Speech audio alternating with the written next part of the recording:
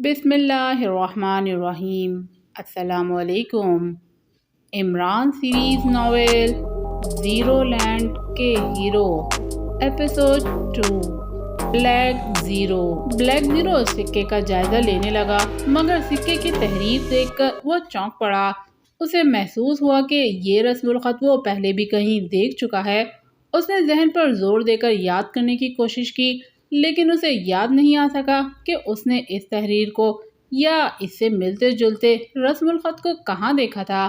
پھر اس نے جلدی چائے پی۔ وہ لائبریری جا کر تحقیق کرنا چاہتا تھا، لیکن اٹھتے ہی ایک مرتبہ پھر اس کے واچ ٹرانسمیٹر پر سگنل ہونے لگے تو اس نے کرسی پر بیٹھتے ہوئے واچ ٹرانسمیٹر آن کر دیا۔ Hello chief, Tanveer calling, over. دوسری طرف سے تنویر کی آواز سنائی دی۔ یس، X2 attending you, over. Black zero نے X2 کے مخصوص لہجے میں کہا۔ سر، میں نے عمران کے فلیٹ کے قریب ایک آدمی کو ٹریس کیا ہے، اوور۔ تنویر نے مؤدبانہ لہجے میں کہا۔ اوہ، کون ہے وہ اور کب سے وہاں موجود ہے، اوور۔ بلیک زیرو نے پوچھا۔ 10 منٹ پہلے عمران یہاں سے گیا تھا، اس کے 5 منٹ کے بعد وہ اوپر آیا اور فلیٹ کے سامنے سے گزر کر نیچے چلا گیا۔ اب وہ دوبارہ آیا ہے۔ مجھے اس پر شک ہوا تو میں نے اس کا پیچھا کیا۔ وہ باہر کھڑی ایک کار میں بیٹھ کر سگریٹ پینے لگا۔ شاید وہ صرف نگرانی کر رہا تھا۔ میں اپنی کار میں بیٹھا ہوں، اوور۔ تنویر نے کہا۔ کار کا رنگ اور نمبر بتاؤ، کیا وہ غیر ملکی ہے، اوور۔ بلیک زیرو نے پوچھا۔ اس کے حکم پر تنویر 11 بجے سے عمران کے فلیٹ کی نگرانی کر رہا تھا۔ نو سر، مقامی لگتا ہے، لیکن ہو سکتا ہے کہ میک اپ میں ہو، اوور۔ تنویر نے کہا اور کار کا رنگ اور نمبر بتا دیا۔ ٹھیک ہے، فی الحال اس پر نظر رکھو۔ وہ وہاں سے کہیں جائے تو اس کا ہوشیاری سے پیچھا کرنا، ہو سکتا ہے وہ دوبارہ عمران کے فلیٹ تک جائے۔ اس صورت میں تم اس کی نقل و حرکت سے باخبر رہنا، over and all, black zero نے کہا، اور پھر اس نے واچ ٹرانسمیٹر آف کر دیا اور سوچنے لگا کہ عمران نے دانش منزل آنا تھا، لیکن وہ اب تک نہیں پہنچا، جبکہ بقول تنویر وہ اپنے فلیٹ سے 10 منٹ پہلے رخصت ہوا تھا۔ عمران کے بارے میں سوچتے ہوئے وہ اٹھا اور سکہ ہاتھ میں لیے کمرے کی اگبی دیوار کی طرف بڑھ گیا۔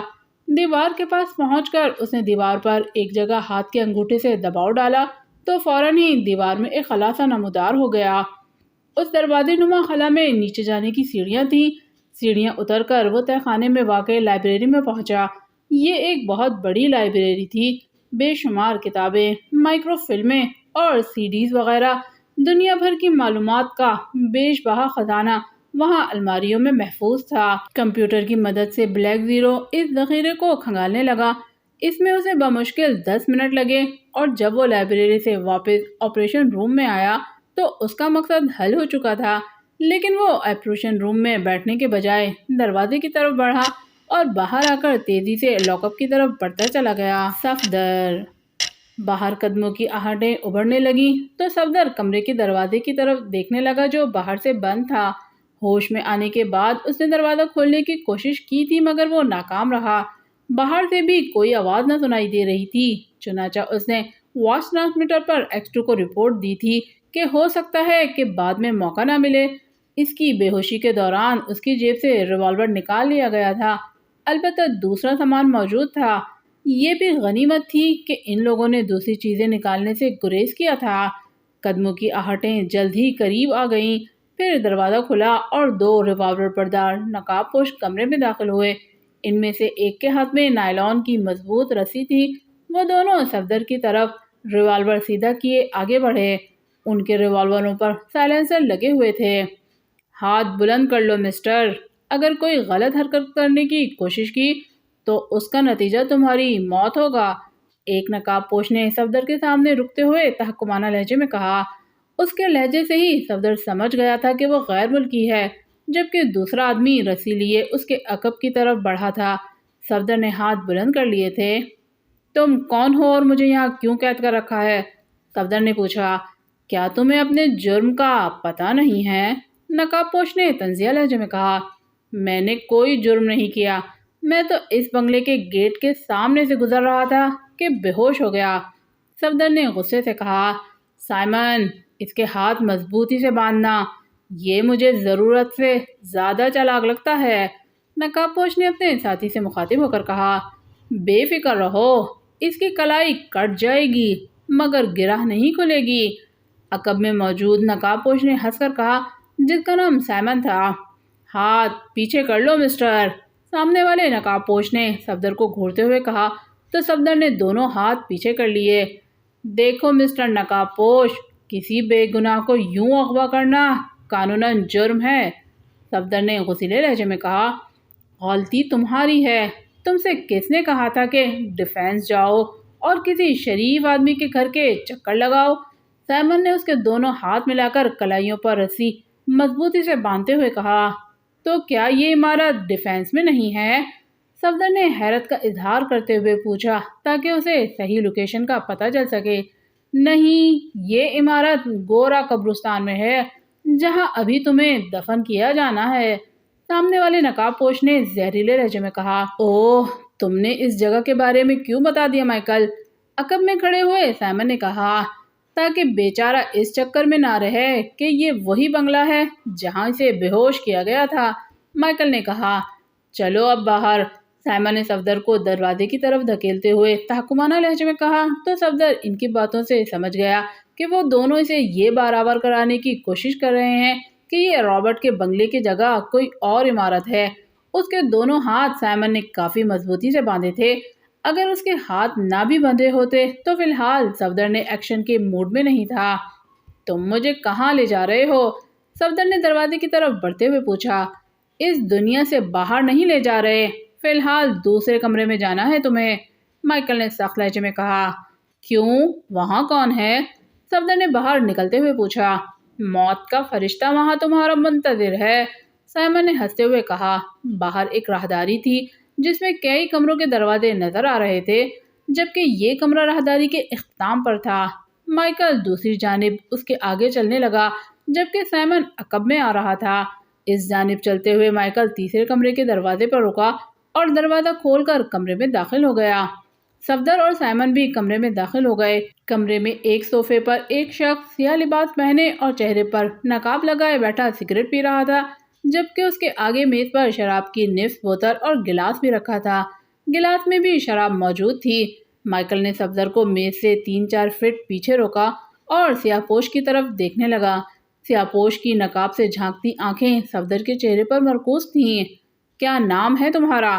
سیاہ پوش نے چند لمحوں بعد صفدر سے سخت لہجے میں پوچھا۔ آصف خان، صفدر نے سپاٹ لہجے میں کہا۔ اصل نام بتاؤ، سیاہ پوش نے اسے گھورتے ہوئے کہا۔ یہی اصل نام ہے میرا، مگر تم کون ہو؟ صفدر نے پوچھا۔ میرے بارے میں جاننا تمہارے لیے مفید نہیں، اس لیے صرف اپنے بارے میں بتاؤ، تم رابرٹ کے بنگلے پر کیوں گئے تھے؟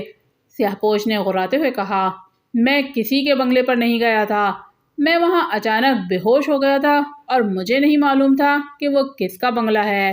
صفدر نے کہا، شٹ اپ، اپنے بارے میں سچ سچ بتاؤ ورنہ تمہاری لاش کے ٹکڑے کر کے گٹر میں بہا دیے جائیں گے۔ تمہاری آمد سے پہلے ہی ہمیں اطلاع مل چکی تھی کہ تم نے ہوٹل میں ایک ویٹر کو بھاری ٹپ دے کر رابرٹ کا ایڈریس معلوم کیا ہے۔ سیاہ پوش نے غراتے ہوئے کہا، تو کیا میں نے کوئی جرم کیا ہے؟ صفدر نے چونکتے ہوئے کہا، باس یہ آسانی سے زبان نہیں کھولے گا۔ مائیکل نے سیاہ پوش سے مؤدبانہ لہجے میں کہا، تمہارا اندازہ درست ہے مائیکل، لیکن تم زبان کھلوانے کے فن میں ماہر ہو، میں اس کا حدود اربا معلوم کرنا چاہتا ہوں۔ اسے واپس لاک اپ میں لے جاؤ اور اس کی بوٹی بوٹی کر ڈالو۔ سیاہ پوش نے صفدر کو گھورتے ہوئے کہا، رائٹ سر۔ مائیکل نے اسبات میں سر ہلاتے ہوئے کہا، کتنی دیر لگے گی؟ مجھے جلدی چاہیے تمام معلومات۔ سیاہ پوش نے اپنی ریسٹ واچ پر وقت دیکھتے ہوئے کہا، صرف 10 منٹ باس، چاہے مجھے اس کے جسم کا قیمہ کیوں نہ بنانا پڑے، میں 10 منٹ میں اس سے سب کچھ اگلوا لوں گا۔ مائیکل نے کہا اور ٹھیک اسی لمحے میز پر رکھے ہوئے فون کی گھنٹی بجنے لگی تو سیاہ پوش نے دوسری بیل پر ریسیور اٹھا لیا۔ ہیلو، نارمن اسپیکنگ، سیاہ پوش نے ریسیور کان سے لگاتے ہوئے کہا۔ مائیکل اس کی طرف دیکھ رہا تھا جبکہ سائمن بائیں جانب کھڑا تھا۔ یس ماسٹر، حکم فرمائیں، دوسری طرف سے بات سن کر سیاہ پوش نے مؤدبانہ لہجے میں کہا، جبکہ صفدر ماسٹر کے نام پر بے اختیار چونک پڑا، لیکن وہ سپاٹ چہرے کے ساتھ سیاہ پوش کی باتیں سن رہا تھا۔ یس سر، میں نے ایک آدمی سے پوچھ گچھ کے لیے یہاں آیا ہوں۔ وہ گولڈن ہوٹل سے رابرٹ کا ایڈریس معلوم کر کے اس کے بنگلے پر گیا تھا، لیکن کاؤنٹر مین نے اسے ویٹر سے باتیں کرنے اور ویٹر کو بھاری ٹپ دیتے دیکھ لیا تھا۔ اس ویٹر سے کاؤنٹر مین نے پوچھ گچھ کی اور ہمیں اطلاع دے دی، اسی لیے جو ہی وہ بنگلے پر پہنچا اسے پکڑ لیا گیا، لیکن وہ اپنے بارے میں کچھ نہیں بتا رہا، سیاہ پوش نے کہا، اور پھر دوسری طرف کی بات سن کر وہ صفدر کی طرف دیکھنے لگا اور اس کا حلیہ بتانے لگا۔ نو سر، لیکن اب میک اپ بھی چیک کر لیا جائے گا۔ بظاہر تو وہ میک اپ میں معلوم نہیں ہوتا۔ ایگل کی رپورٹ آتے ہی میں آپ کو کال کرتا ہوں، آپ بے فکر رہیں، سیاہ پوش نے کہا اور فون کا ریسیور رکھ دیا۔ مائیکل، اسے لے جاؤ، اس کا میک اپ چیک کرو اور اس کی زبان کھلوائے بغیر لاک اپ سے باہر نہ آنا۔ سیاہ پوش نے صوفے سے اٹھتے ہوئے مائیکل سے تحکمانہ لہجے میں کہا۔ آپ جا رہے ہیں باس؟ سائمن نے مؤدبانہ لہجے میں کہا۔ ہاں، مجھے پوائنٹ 3 پر جانا ہے، تم مجھے فون پر رپورٹ دے دینا، سیاہ پوش نے کہا اور دروازے کی طرف بڑھ گیا۔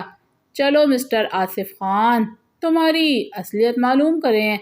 سیاہ پوش کے باہر جانے کے بعد مائیکل نے صفدر سے مخاطب ہو کر کہا تو صفدر دروازے کی طرف بڑھا۔ مائیکل اور سائمن اس کے پیچھے کمرے سے باہر آ گئے۔ پھر سائمن اس کو آگے آگے لاک اپ کی طرف دھکیلنے لگا۔ لاک اپ میں پہنچ کر صفدر کو دروازے کے سامنے والی دیوار کے پاس کھڑا کر دیا گیا۔ ریوالور انہوں نے جیب میں رکھ لیے تھے۔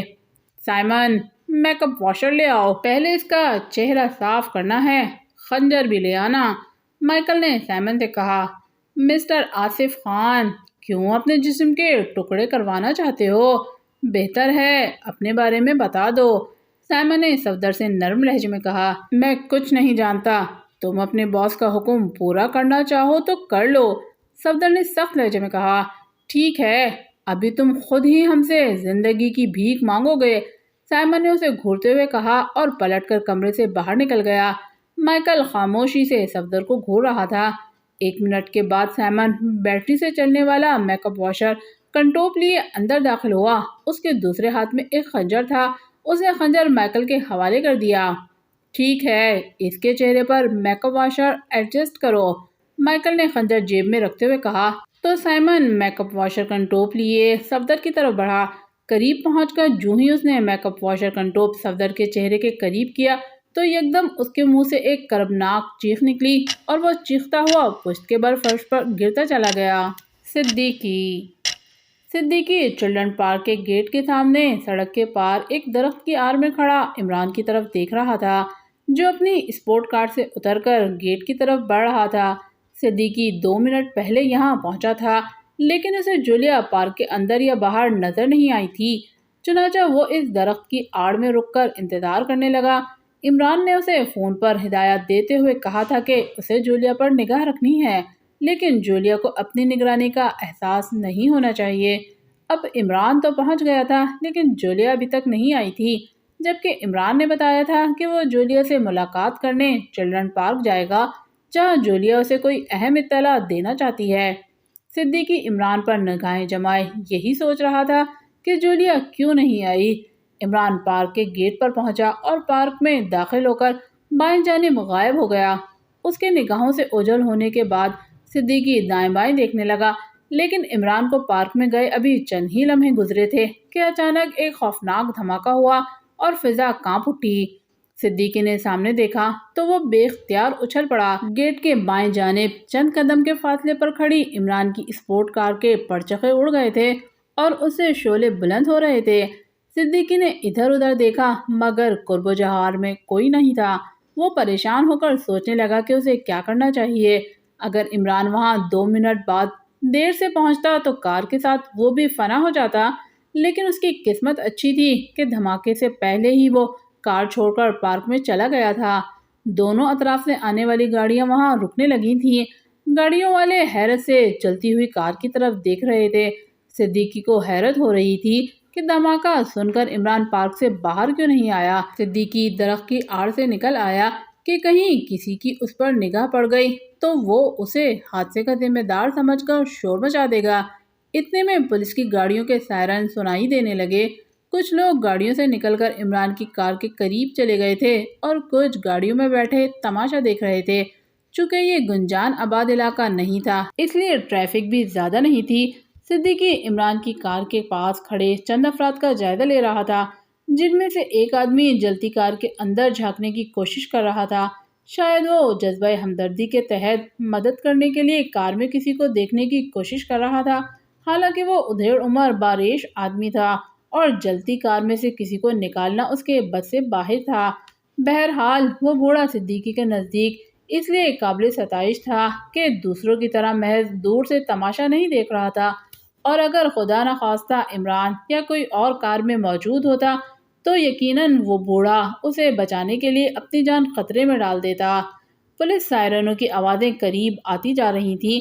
صدیقی نے اس طرف دیکھا تو پولیس کی 2 پیٹرولنگ کاریں تیزی سے بھاگتی چلی آ رہی تھیں۔ پھر اس نے دوبارہ عمران کی کار کی طرف دیکھا تو بے اختیار چونک پڑا۔ داڑھی والا بوڑھا شخص تیزی سے پارک کی دیوار کے ساتھ دائیں جانب بڑھ رہا تھا۔ صدیقی نے تیزی سے بائیں جانب دیکھا تو پولیس کی گاڑیاں ابھی 100 قدم کے فاصلے پر تھیں اور ان کے سائرن مسلسل شور مچا رہے تھے۔ صدیقی نے صرف ایک لمحے کے لیے سوچا کہ وہ بوڑھا پولیس کے آنے پر تیزی سے کیوں پولیس کی مخالف سمت میں جا رہا ہے۔ دوسرے ہی لمحے وہ بھی تیزی سے اسی جانب بڑھنے لگا۔ وہ سمجھ گیا تھا کہ اس بوڑھے کا دھماکے سے کوئی تعلق ضرور ہے، ورنہ پولیس کی آمد پر وہ وہاں سے کیوں رخصت ہو رہا تھا۔ جلد ہی بوڑھا شخص پارک کے اختتام پر واقع گلی میں مڑتا دکھائی دیا۔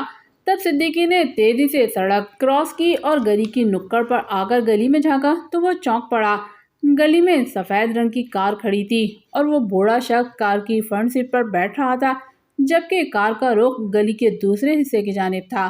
اگلے ہی لمحے کار حرکت میں آ کر گلی میں دوڑتی چلی گئی۔ خوش قسمتی سے صدیقی نے اپنی کار گلی کی دوسری جانب پارک کی تھی۔ وہ تیزی سے اپنی کار کی طرف لپکا اور کار میں بیٹھ کر انجن اسٹارٹ کرتے ہی کار آگے بڑھا دی۔ اسی لمحے پولیس کی گاڑیاں جائے حادثہ پر آ پہنچی، لیکن صدیقی نے تیزی سے کار گلی میں موڑ دی۔ سفید کار گلی سے نکل دوسری طرف واقع سڑک پر بائیں جانب مڑ رہی تھی۔ صدیقی نے غصے سے جھپڑے بھیچ لیے۔ اسے یقین تھا کہ عمران کی کار میں کوئی ٹائم بم رکھا گیا تھا اور کار والا بوڑھا شخص صرف عمران کی موت کا یقین کرنے کے لیے جلتی ہوئی کار میں جھانک رہا تھا۔ قدرت کو منظور نہ تھا، ورنہ ٹائم بم کے ذریعے عمران کی ہلاک کرنے کی یقینی کوشش کامیاب ہو جاتی۔ وہ تیزی سے کار دوڑاتا ہوا سڑک پر پہنچا تو بوڑھے شخص کی کار تقریباً 100-150 قدم کے فاصلے پر جا رہی تھی۔ صدیقی نے اپنی کار اسی سے موڑ دی اور رفتار میں اضافہ کر دیا۔ جلد ہی وہ کار سے تقریباً 50 گز کے فاصلے پر پہنچ گیا۔ وہ کئی گاڑیوں کو اوورٹیک کر آیا تھا اور اب سفید کار اور اس کی کار کے درمیان صرف 2 گاڑیاں دوڑ رہی تھیں۔ صدیقی نے یہ فاصلہ برقرار رکھنے کے لیے اپنی کار کی رفتار کم کر دی۔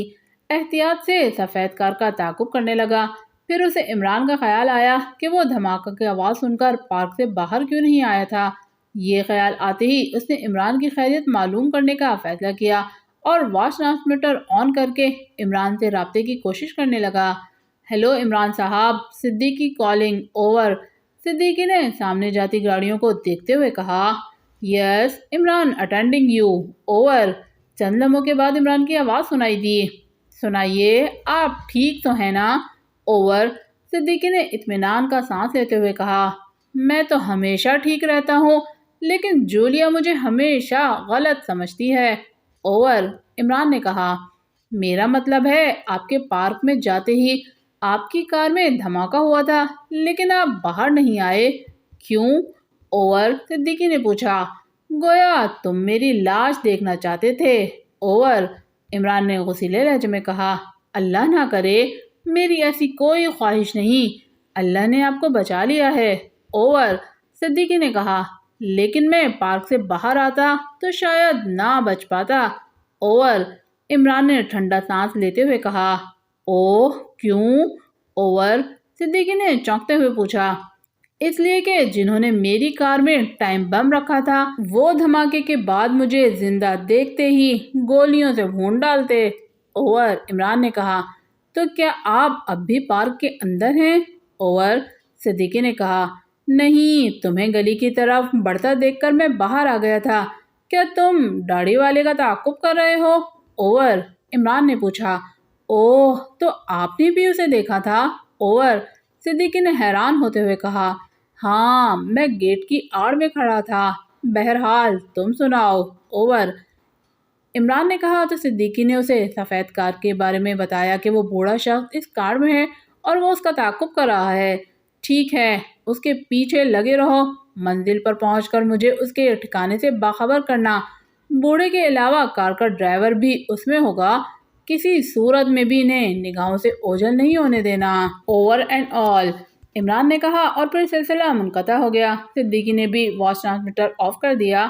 عمران نے درست ہی کہا تھا، اگر وہ فوراً پارک سے باہر آ جاتا تو دھماکہ کرنے والے اسے زندہ دیکھ کر اسے گولیوں کا نشانہ بنا سکتے تھے، لیکن صدیقی کو حیرت تھی کہ جولیا وہاں کیوں نہیں آئی تھی، جو عمران کو کوئی اہم اطلاع دینا چاہتی تھی۔ اس بات پر غور کرتا ہوا صدیقی سفید کار کا تعاقب کرتا رہا۔ 10 منٹ کے بعد سفید کار شالیمار ہوٹل کے گیٹ میں داخل ہوتی دکھائی دی۔ صدیقی نے بھی قریب پہنچ کر ہوٹل کے باہر فٹ پاتھ کے ساتھ کار پارک کی اور پھر کار سے اتر کر ہوٹل کے گیٹ کی طرف بڑھ گیا۔ وہ ہوٹل کے کمپاؤنڈ میں داخل ہوا تو سفید کار بائیں جانب پارکنگ شیڈ کے نیچے کھڑی دکھائی دی، لیکن اب وہ خالی تھی۔ چنانچہ صدیقی ہوٹل کی عمارت کی طرف بڑھنے لگا۔ صدیقی تیزی سے قدم اٹھاتا ہوا ہال میں داخل ہوا تو سفید کار والا بوڑھا ہال کے آخری میں واقع سیڑھیاں چڑھتا دکھائی دیا۔ اس کی چال میں تیزی نہیں تھی، یقیناً وہ اپنے تعاقب سے بے خبر رہا تھا۔ صدیقی بھی تیزی سے سیڑھیوں کی طرف بڑھا۔ وہ سیڑھیوں کے پاس پہنچا تو بوڑھا غائب ہو چکا تھا۔ صدیقی کے اندازے کے مطابق وہ فرسٹ یا سیکنڈ فلور پر گیا تھا۔ اگر کسی اور فلور پر جانا ہوتا تو وہ لفٹ استعمال کرتا۔ صدیقی تیزی سے سیڑھیاں چڑھنے لگا۔ وہ فرسٹ فلور پر پہنچا تو راہداری میں کوئی نہیں تھا اور اس فلور پر واقع تمام کمروں کے دروازے بند تھے۔ صدیقی کو سیکنڈ فلور کی سیڑھیوں سے بھی قدموں کی آہٹیں سنائی نہیں دے رہی تھیں، جس کا مطلب تھا کہ وہ بوڑھا اسی فلور پر کسی کمرے میں گیا تھا۔ چنانچہ صدیقی دبے پاؤں آگے بڑھا اور ایک ایک دروازے پر رک کر اندر کی آوازیں سننے کی کوشش کرنے لگا۔ پھر 5ویں دروازے سے کان لگاتے ہی اسے اندر سے بلند ہونے والی آواز سنائی دی تو وہ چونک پڑا۔ کوئی ایکریمین لہجے میں بات کر رہا تھا، لیکن اس کے الفاظ واضح طور پر سنائی نہیں دے رہے تھے۔ چنانچہ صدیقی نے جھک کر کی ہول سے آنکھ لگائی اور اندر جھانکنے لگا۔ کمرے میں سامنے والی دیوار کے پاس صوفے پر نیلی آنکھوں والا ایک مقامی شخص بیٹھا بائیں جانب دیکھ رہا تھا، جبکہ داڑھی والا بوڑھا نظر نہیں آ رہا تھا۔ تب صدیقی نے کی ہول سے کان لگا دیا۔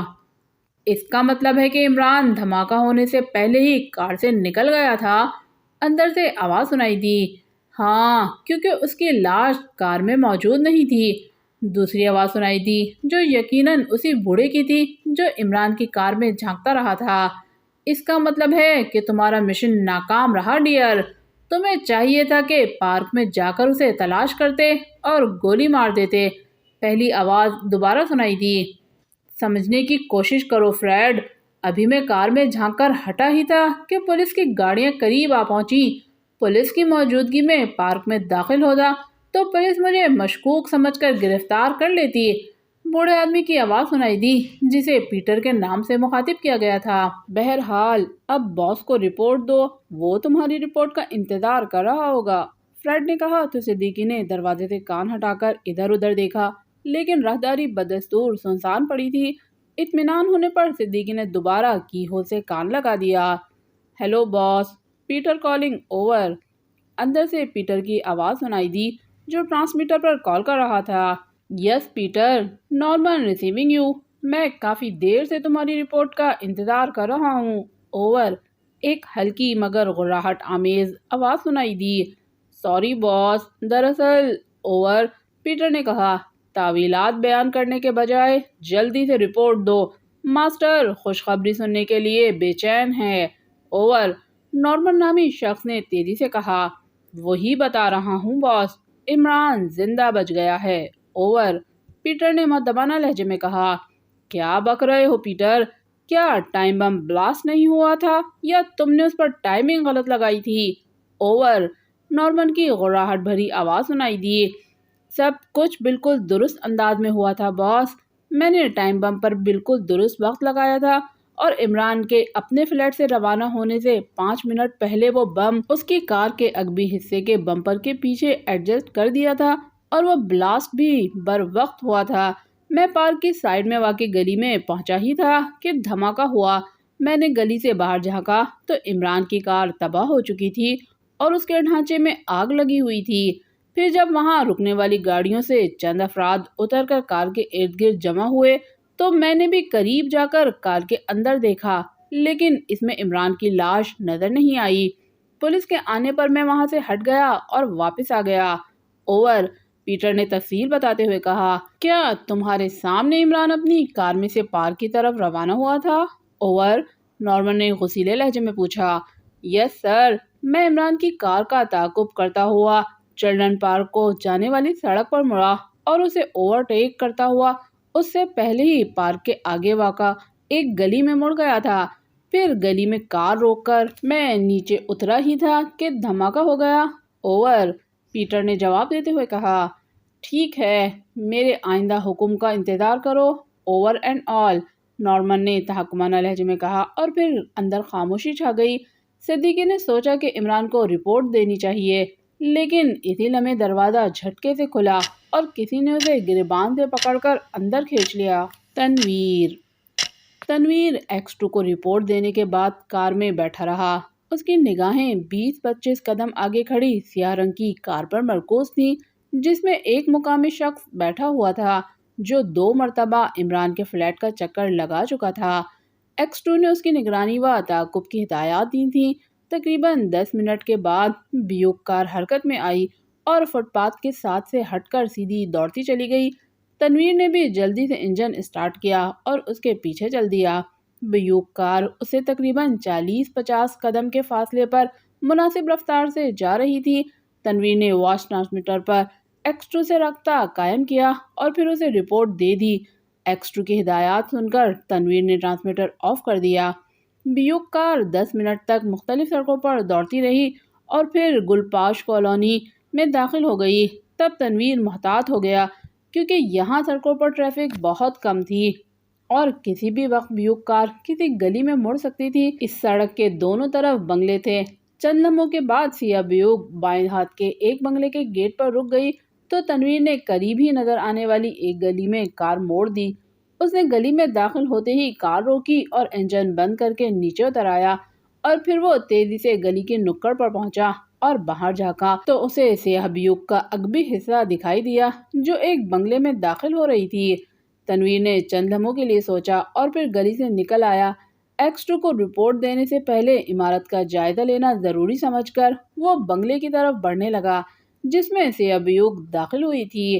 بنگلے کا گیٹ بند تھا۔ تنویر نے گیٹ کے سامنے سے گزرتے ہوئے گیٹ کا جائزہ لیا۔ سائڈ پلر پر لکھا نمبر ذہن نشین کرتا ہوا آگے بڑھ گیا۔ چند قدم آگے جا کر وہ پلٹا اور گلی میں واپس آ کر اپنی کار میں آ بیٹھا اور پھر اس نے واچ ٹرانسمیٹر آن کر کے ایکس2 سے رابطہ قائم کیا اور تعاقب کی رپورٹ دینے لگا۔ سنو، جولیا اپنے فلیٹ سے غائب ہے۔ ابھی نعمانی نے اطلاع دی ہے کہ وہ فلیٹ میں موجود نہیں ہے۔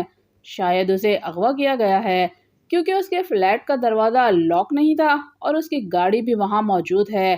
تم خفیہ طور پر اس بنگلے میں داخل ہو کر معلوم کرو کہ جولیا وہاں تو نہیں ہے۔ اگر ہو تو مجھے فوراً اطلاع دینا، اوور، ایکس2 نے ہدایات دیتے ہوئے کہا۔ رائٹ سر، میں ابھی معلوم کرتا ہوں، اوور، تنویر نے مؤدبانہ لہجے میں کہا۔ یہ ذہن میں رکھنا کہ جولیا نے فون پر عمران کو ملاقات کے لیے چلڈرن پارک بلایا تھا لیکن وہ پارک میں موجود نہیں تھی اور وہاں ٹائپ بم سے عمران کی کار کو تباہ کر دیا گیا۔ اس لیے شک ہے کہ اسے اغوا کرنے والوں نے گن پوائنٹ پر جولیا سے عمران کو فون کرایا ہوگا، اوور، ایکس2 نے کہا۔ اوہ، عمران کو نقصان تو نہیں پہنچا چیف، اوور، تنویر نے پریشان ہو کر پوچھا۔ نہیں، دھماکے سے چند لمحے پہلے ہی وہ کار سے نکل کر پارک میں داخل ہو چکا تھا، اوور اینڈ آل، ایکس2 نے کہا اور پھر سلسلہ منقطع ہو گیا تو تنویر نے بھی واچ ٹرانسمیٹر آف کر دیا اور کار سے اتر کر گلی میں آگے بڑھنے لگا۔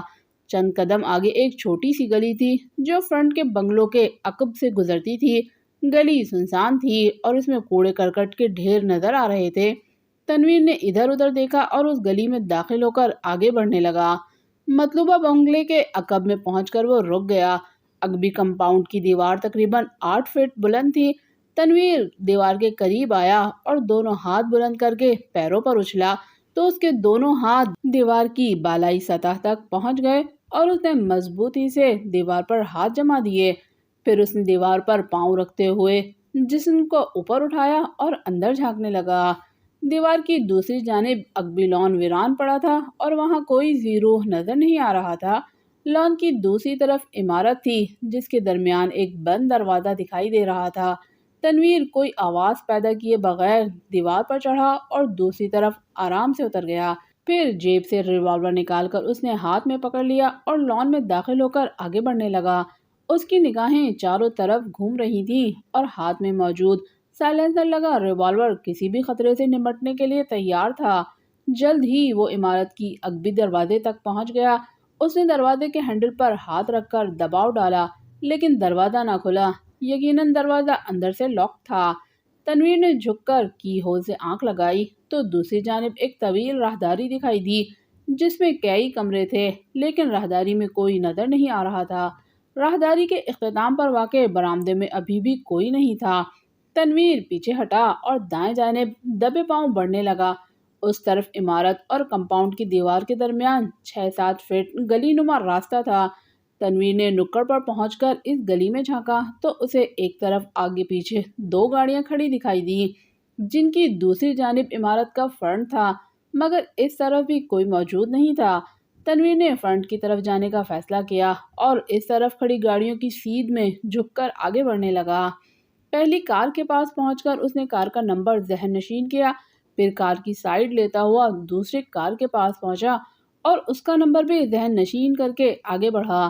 کار کے اگبی حصے کے پاس پہنچ کر اس نے عمارت کے فرنٹ کا جائزہ لیا۔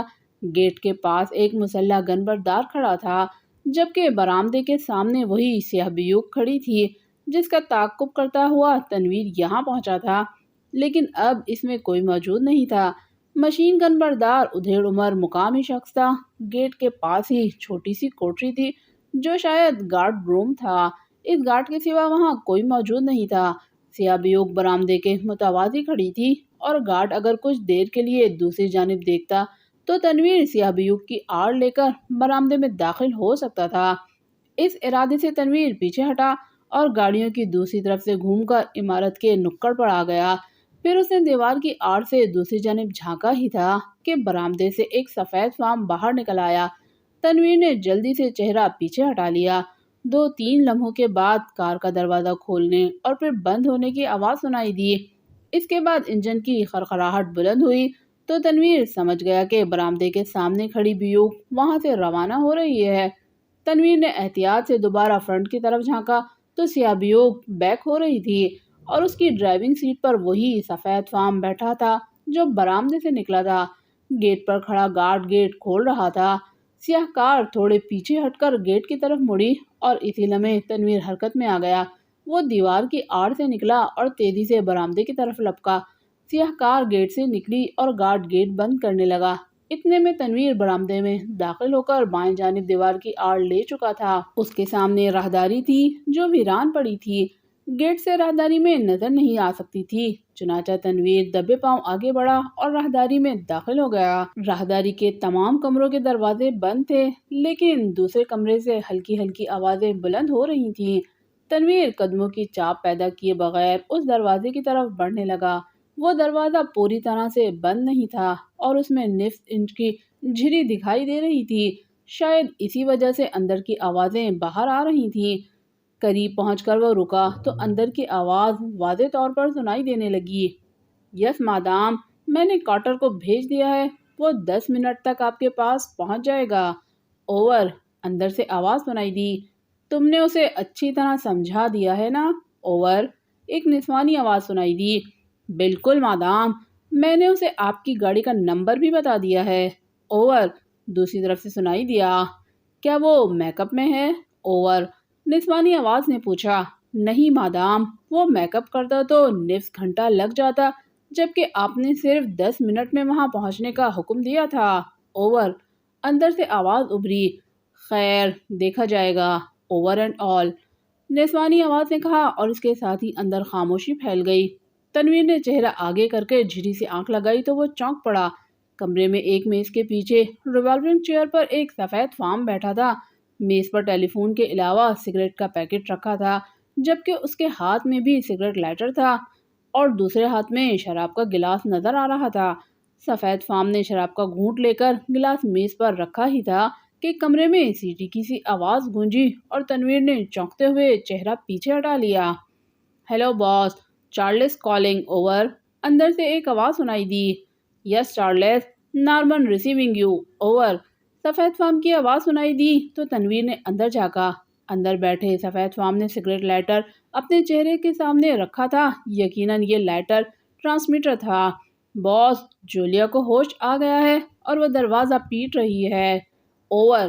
چارلس نامی شخص کی آواز ابھری تو تنویر بے اختیار چونک پڑا، گویا اس کا یہاں آنا بیکار ثابت نہیں ہوا تھا اور ایکس2 کا شبہ درست ہی تھا کہ جولیا کو انہی لوگوں نے اغوا کیا ہے۔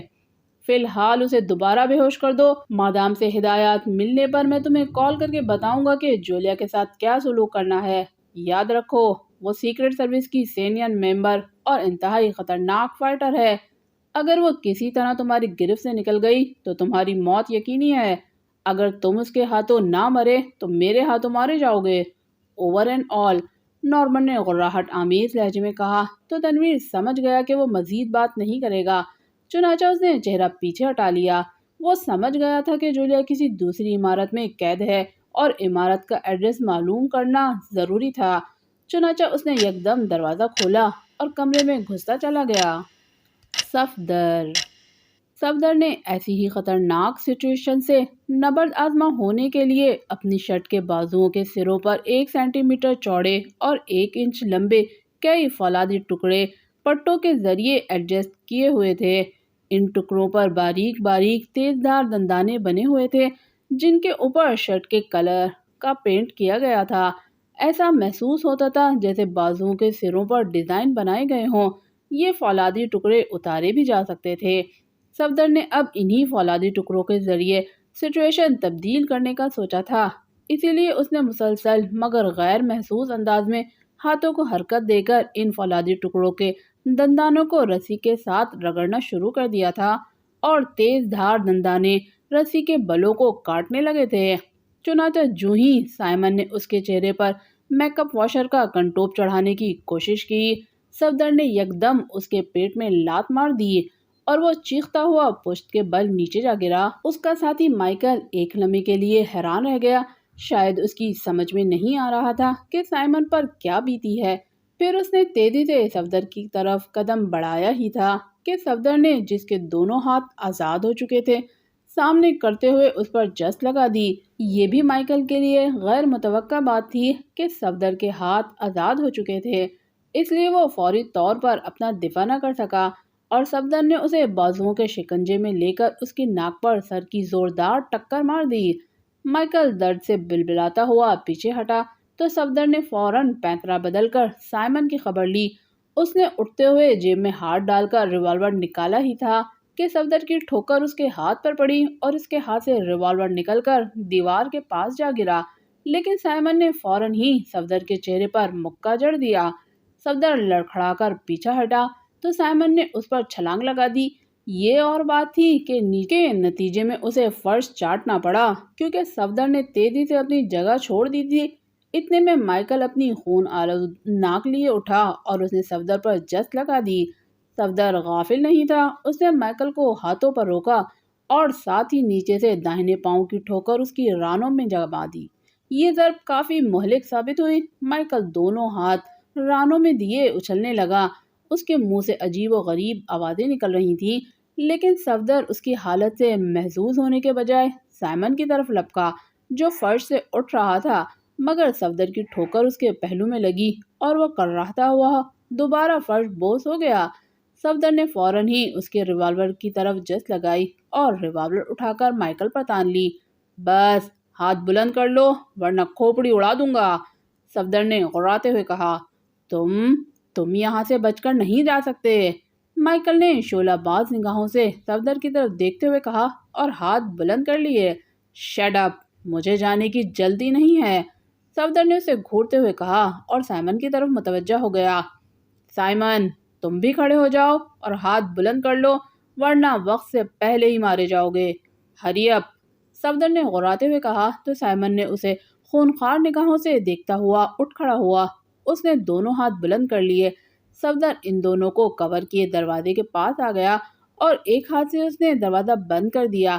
وہ دونوں اسے کھا جانے والی نگاہوں سے دیکھ رہے تھے۔ تمہارے علاوہ یہاں کتنے آدمی ہیں؟ صفدر نے دوسرا ہاتھ جیب میں ڈال کر سگریٹ لائٹر نکالتے ہوئے پوچھا۔ بہت ہیں، تم یہاں سے فرار نہیں ہو سکو گے، سائمن نے غراتے ہوئے کہا۔ دیکھا جائے گا، فی الحال اپنی فکر کرو، صفدر نے زہریلے لہجے میں کہا اور ساتھ ہی اس نے سگریٹ لائٹر کا چھوٹا سا بٹن دبا دیا۔ لائٹر سے بے ہوش کر دینے والی نیلگوں گیس کی لہر گولی کی رفتار سے نکل کر سائمن کے چہرے سے ٹکرائی۔ وہ بے اختیار چونکا، لیکن دوسرے ہی لمحے وہ اپنی جگہ سے کٹے ہوئے شہتیر کی طرح منہ کے بل فرش پر آ گرا۔ مائیکل نے حیرت سے اس کی طرف دیکھا اور دوسرے لمحے صفدر نے اس پر بھی گیس فائر کر ڈالی، جس کے نتیجے میں وہ بھی لڑکھڑایا اور فرش پر آ گرا۔ وہ دونوں بے ہوش ہو چکے تھے۔ صفدر نے گیس لائٹر جیب میں ڈالا اور پھر دونوں کی تلاشی لینے لگا، لیکن کوئی کام کی چیز برآمد نہ ہوئی۔ اس نے مائیکل اور سائمن کے چہروں سے نقاب نوچ کر ان کی شکلیں دیکھی تو وہ دونوں سفید فام یورپین تھے۔ فارغ ہو کر صفدر دروازے کے پاس آیا اور دروازہ کھول کر باہر جھانکا تو راہداری سنسان پڑی تھی۔ اس نے دروازہ بند کیا اور سامنے والی دیوار کے پاس آ کر واچ ٹرانسمیٹر آن کر دیا۔ Hello chief, Safdar calling over, Safdar نے X2 کو کال کرتے ہوئے کہا۔ یس X2 اٹینڈنگ یو، اوور۔ چند لمحوں کے بعد X2 کی مخصوص آواز سنائی دی تو صفدر نے اسے رپورٹ دے دی۔ اس کی رپورٹ سن کر X2 نے اسے چند ہدایات دی اور پھر رابطہ ختم ہونے پر صفدر نے بھی واچ ٹرانسمیٹر آف کر دیا اور دروازے کی طرف بڑھ گیا۔ وہ دروازہ کھول کر راہداری میں آیا اور ایک ایک کمرے کے دروازے پر آ کر سنگن لینے لگا، لیکن کسی کمرے سے آواز سنائی نہ دی۔ شاید ان میں سے کوئی موجود نہیں تھا۔ صفدر دبے پاؤں چلتا ہوا اس کمرے کے پاس آیا جس میں سیاہ پوش باس سے ملاقات ہوئی تھی اور جس نے کسی ماسٹر سے فون پر بات کی تھی۔ صفدر نے احتیاط سے دروازہ کھول کر اندر جھانکا تو حسب توقع کمرے میں کوئی نہیں تھا۔ چنانچہ وہ کمرے میں داخل ہوا اور دروازہ بند کر کے کمرے کی تلاشی لینے لگا۔ X2 نے اسے ہدایات دی تھی کہ وہ خابر کو اس کی مدد کے لیے بھیج رہا ہے اور اس کے پہنچنے تک وہ باس کے کمرے کی تلاشی لے لے۔ صفدر نے X2 کو بتایا تھا کہ یہ رابرٹ کا ہی بنگلہ معلوم ہوتا ہے، مگر باس اور اس کے دونوں ساتھیوں نے اس بات سے انکار کر دیا تھا۔ کمرے کی تلاشی کے دوران اسے ایک الماری سے چھوٹی سی فائل ملی تھی جس میں چند کاغذات تھے اور ان کاغذات میں سے ایک کاغذ پر چند ایڈریس لکھے ہوئے تھے۔ یہ ایڈریس اسی شہر کے تھے۔ دوسرے کاغذ پر کچھ گاڑیوں کے نمبر، ماڈل اور کلر وغیرہ درج تھے۔ تیسرے کاغذ پر ایک عجیب سے رسم الخط میں چند سطور لکھی ہوئی تھیں جو صفدر کی سمجھ سے بالاتر تھیں۔ اس نے فائل سے تینوں کاغذ نکال کر جیب میں رکھے اور کمرے سے باہر نکل آیا اور پھر برآمدے کی طرف بڑھا، لیکن جو ہی وہ برآمدے سے پچھلے کمرے کے سامنے پہنچا، اچانک کمرے کا دروازہ کھلا اور ایک سفید فام نے باہر جھانکا۔ صفدر کو دیکھ کر سفید فام بے اختیار اچھل پڑا، مگر اس سے پہلے کہ وہ کوئی حرکت کرتا، صفدر نے ریوالور اس کے سینے سے لگا دیا۔ اوہ، کون ہو تم؟ سفید فام نے سنبھلتے ہوئے غراہٹ آمیز لہجے میں پوچھا۔ ہاتھ بلند کر کے پیچھے ہٹو ورنہ سینے میں سوراخ کر دوں گا، صفدر نے غراتے ہوئے کہا اور اس کی دھمکی سن کر سفید فام کے چہرے پر خوف کے تاثرات پھیلے اور وہ ہاتھ اٹھا کر پیچھے ہٹنے لگا۔ صفدر اس کے سینے سے ریوالور ہٹائے بغیر کمرے میں داخل ہوا۔ اس کمرے میں اور کوئی موجود نہ تھا اور یہ آفس نما کمرہ تھا۔ ایک میز پر چند رجسٹر اور فائلز رکھی ہوئی تھی۔ میز کی دوسری جانب خالی کرسی اور کرسی کے پیچھے ایک شیشے کی الماری میں چند فائلیں اور رجسٹر رکھے نظر آ رہے تھے، جبکہ بائیں جانب ایک میز پر کمپیوٹر رکھا ہوا تھا۔ جلدی بتاؤ یہاں کیا ہوتا ہے؟ صفدر نے سفید فام کو گھورتے ہوئے پوچھا۔ اکاؤنٹس کا کام اور ہوٹل کا حساب کتاب وغیرہ، سفید فام نے غصیلے لہجے میں کہا۔ رابرٹ کے ہوٹل کا؟ صفدر نے چونکتے ہوئے پوچھا۔ ہاں، مگر تم ہو کون اور کیا چاہتے ہو؟ سفید فام نے اس بات میں سر ہلاتے ہوئے کہا۔ میں بھی حساب کتاب کرنے آیا ہوں۔ رابرٹ کہاں ہے؟ جلدی بولو ورنہ فائر کھول دوں گا اور بے آواز گولی تمہیں دوسری دنیا میں پہنچا دے گی، صفدر نے دھمکی آمیز لہجے میں کہا۔ وہ اپنے کمرے میں ہے، سفید فام نے خوفزدہ لہجے میں کہا۔ وہی جس نے سیاہ لباس پہنا ہوا ہے اور چہرے پہ نقاب چڑھایا ہوا ہے؟ صفدر نے چونکتے ہوئے پوچھا۔ ہاں، کیا تم اس سے پہلے مل چکے ہو؟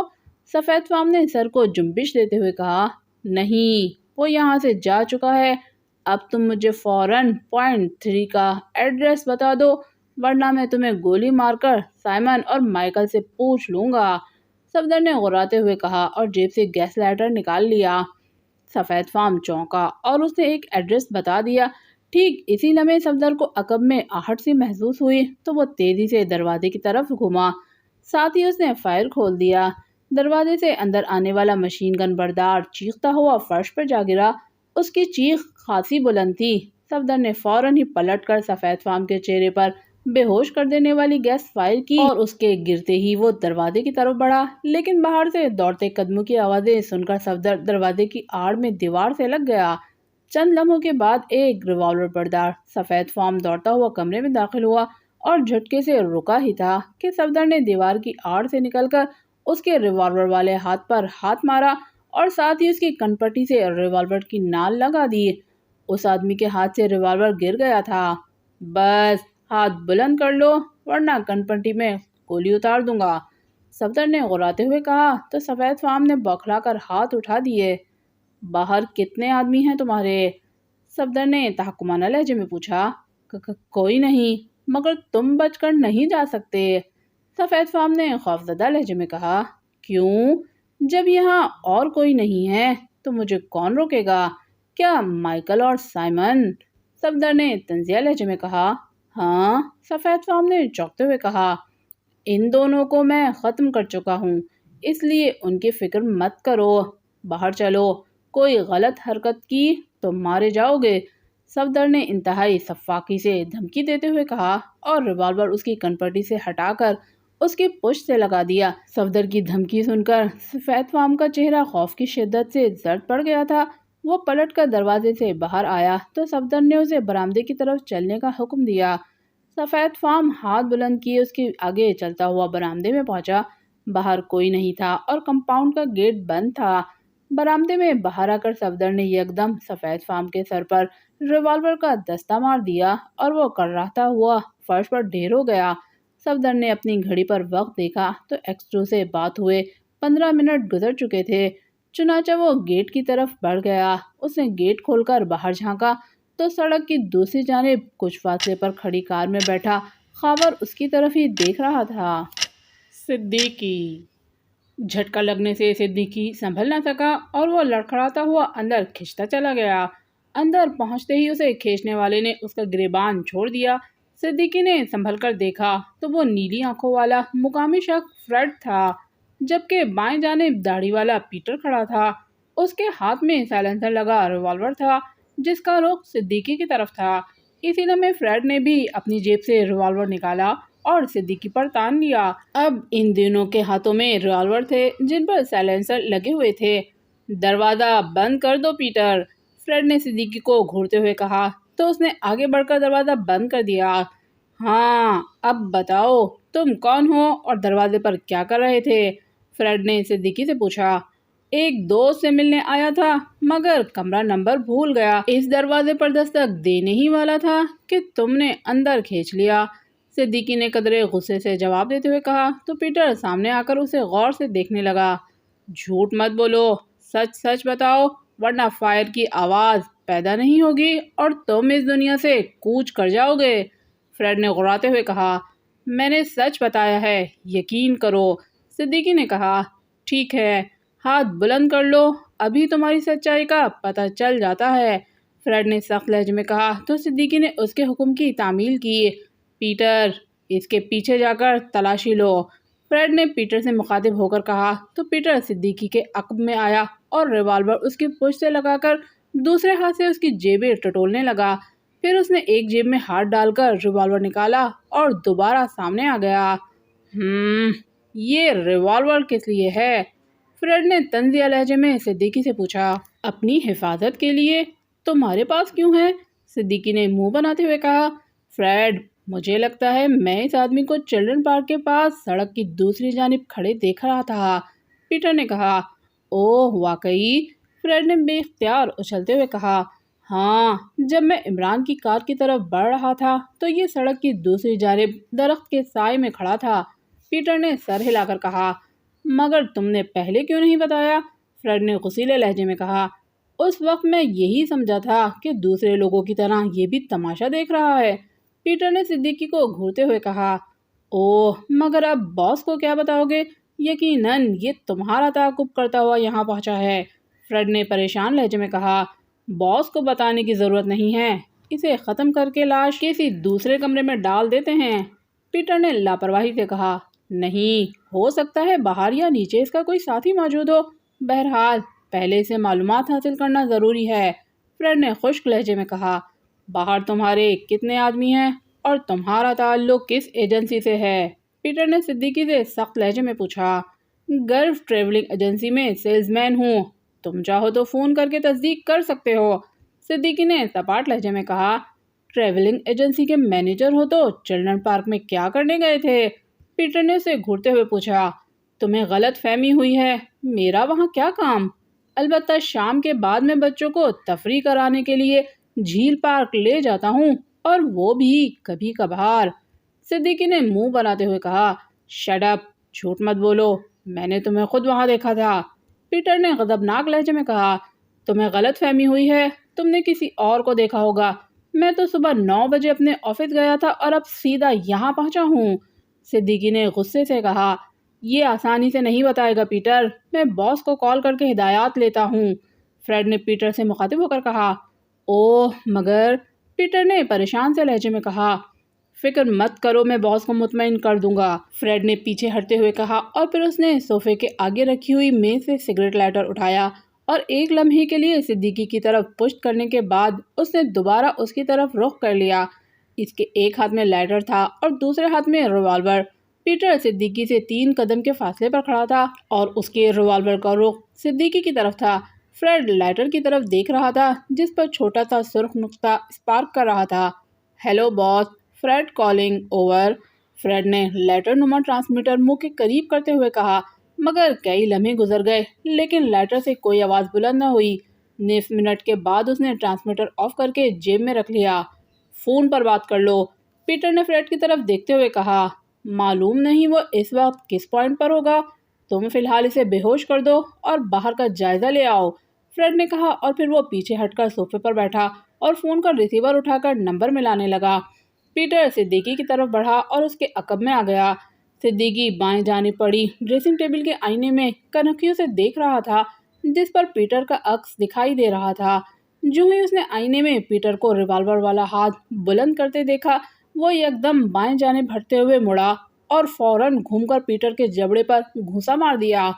وار خالی جانے پر پیٹر بے اختیار آگے کو جھکا اور گھونسا کھا کر لڑکھڑاتا ہوا دروازے کے پہلو میں دیوار سے جا ٹکرایا۔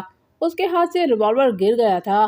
صدیقی نے تیزی سے پلٹ کر فلیٹ پر چھلانگ لگا دی جس نے نمبر ڈائل کرتے وقت اپنا ریوالور میز پر رکھ دیا تھا۔ اس کے ہاتھ سے ریسیور چھوٹ گیا اور وہ صوفے سمیت عقب میں الٹ گیا۔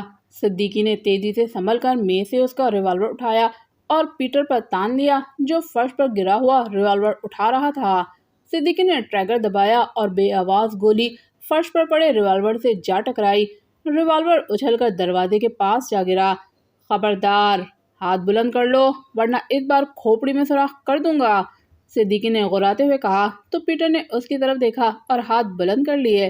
صدیقی تیزی سے بائیں جانب ہٹا اور ریوالور کا رخ فریڈ کی طرف کر دیا جو فرش سے اٹھ چکا تھا، مگر صدیقی کے ہاتھ میں اپنا ریوالور دیکھ کر وہ ایک دم ساکت ہو گیا۔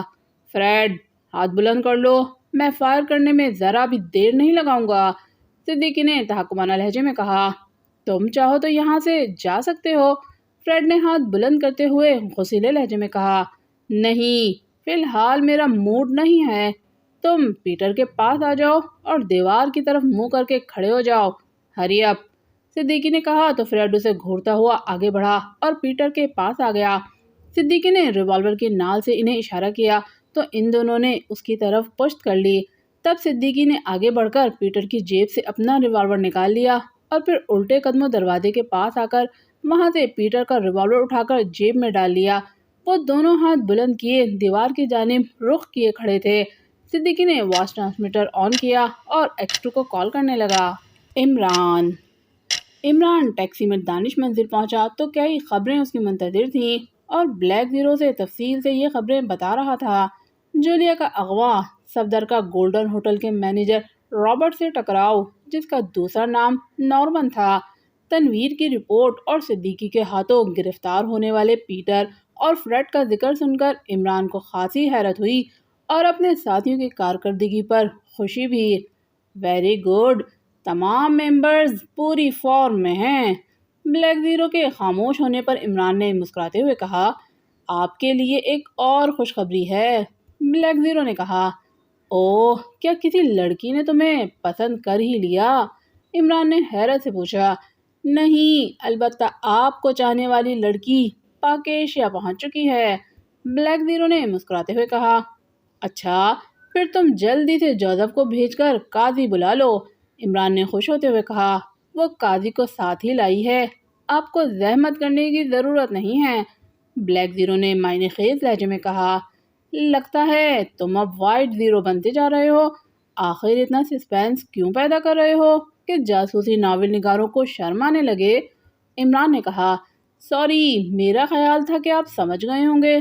بلیک زیرو نے مسکراتے ہوئے جیب میں ہاتھ ڈالا، ریوالور مت نکالنا، تمہیں تو معلوم ہے کہ میرا دل بہت کمزور ہے۔ عمران نے گھبرائے ہوئے لہجے میں کہا، بہرحال خوشخبری یہ ہے کہ زیرو لینڈ والے یہاں پہنچ چکے ہیں۔ بلیک زیرو نے جیب سے ایک دھاتی سکہ نکال کر عمران کے سامنے رکھتے ہوئے کہا، اوہ، گویا Theresa bumble bee of Bohemia. Imran نے چونکتے ہوئے کہا اور سکہ اٹھا کر دیکھنے لگا۔ جی ہاں، نارمن نے فون پر کسی ماسٹر سے گفتگو کی تھی، یقیناً سنگھی کو اسے ماسٹر کہا ہوگا اور تکونے راکٹ سے آنے والوں میں شامل عورت یقیناً تھریسا ہی تھی۔